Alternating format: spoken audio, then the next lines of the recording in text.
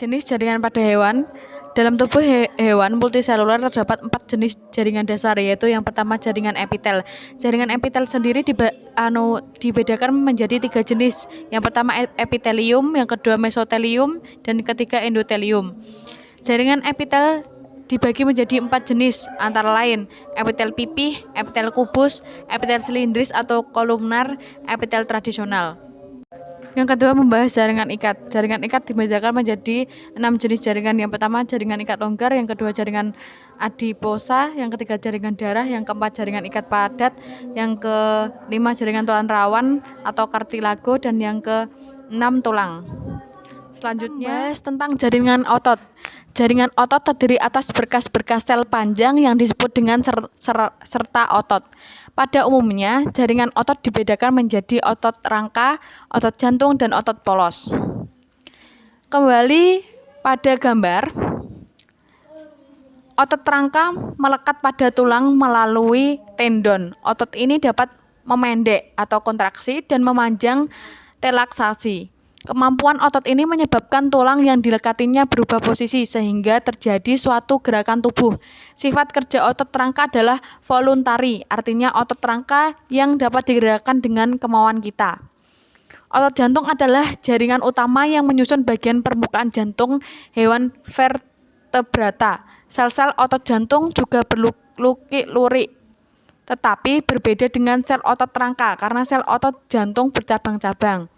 Seperti otot rangka atau otot jantung berlurik-lurik, otot polos tidak memiliki lurik-lurik. Itulah sebabnya jenis otot ini disebut dengan otot polos. Selanjutnya yaitu membahas tentang jaringan saraf. Di situ terdapat gambar, ada keterangan-keterangannya. Saya akan menjelaskan tentang jaringan saraf ini. Jaringan saraf ini berfungsi dalam pengintegrasian stimulasi dan mengontrol respon dari stimulus-stimulus tersebut. Unit struktur dan fungsional jaringan saraf adalah sel-sel saraf yang disebut dengan neuron.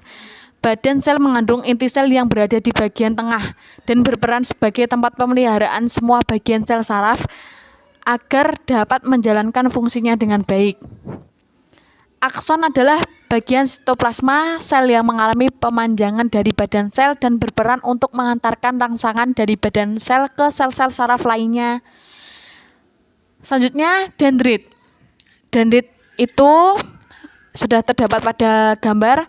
Dendrit adalah bagian akson yang memanjang dan bercabang serta berfungsi untuk mengantarkan sinyal dari sel-sel saraf ke badan. Pemecahan glukosa pada sistem pencernaan, proses dan tahapan. Yang pertama, glukosa diubah terlebih dahulu menjadi glukosa 6-fosfat dengan bantuan enzim hexokinase.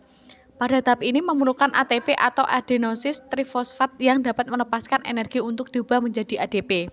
Kemudian, glukosa 6-fosfat diubah menjadi fruktosa 6-fosfat yang akan dikatalis enzim fosfohexosa isomerase. Tahap ketiga, fruktosa 6-fosfat diubah menjadi fruktosa 1,6 bifosfat. Pada reaksi ini akan dikatalisis oleh enzim fosfofruktokinase dan membutuhkan energi dalam bentuk ATP.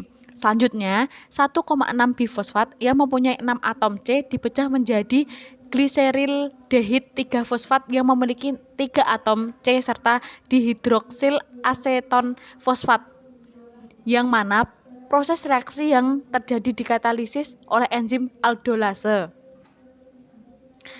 Yang kelima, pada satu molekul dihidroksil aseton fosfat yang terbentuknya selanjutnya diubah menjadi gliserildehid 3-fosfat dengan bantuan enzim triosa fosfat isomerase, yang mana enzim tersebut bekerja secara bolak-balik. Itu berarti bahwa bisa mengubah gliserildehid 3-fosfat diubah menjadi dihidroksil aseton fosfat. Yang keenam, gliserildehid 3-fosfat selanjutnya diubah menjadi 1,3 bifosfoglycerat dengan bantuan enzim gliseraldehid 3-fosfat dehidrogenase. Dalam proses ini terbentuk NADH. Lalu 1,3 bifosfoglycerat diubah menjadi 3-fosfoglycerat dengan bantuan enzim fosfoglycerat kinase. Energi yang dilepaskan dalam reaksi ini dalam bentuk ATP. Selanjutnya, 3-fosfoglycerat tersebut diubah menjadi 2-fosfoglycerat dengan bantuan enzim fosfoglycerat mutase. 2-fosfoglycerat tersebut selanjutnya diubah menjadi fosfenol pirufat dengan bantuan enzim enolase. Yang terakhir, fosfoenol pirufat yang dihasilkan selanjutnya diubah menjadi pirufat yang akan dikatalisis enzim pirufat kinase. Dalam tahap yang ini juga dihasilkan ATP. Dari soal nomor 3, saya memilih hewan kaki seribu dan belalang sebagai contoh dari simetri bilateral dan radial yang ada di lingkungan saya.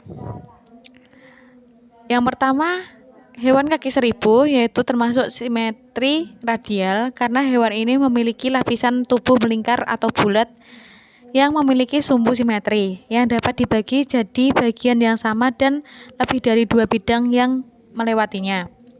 Selanjutnya, hewan belalang ini termasuk simetri bilateral, hewan yang bagian tubuhnya tersusun bersebelahan dengan bagian lainnya. Jika diambil garis memotong dari depan ke belakang, maka akan terlihat bagian tubuh yang sama antara kanan dan kiri.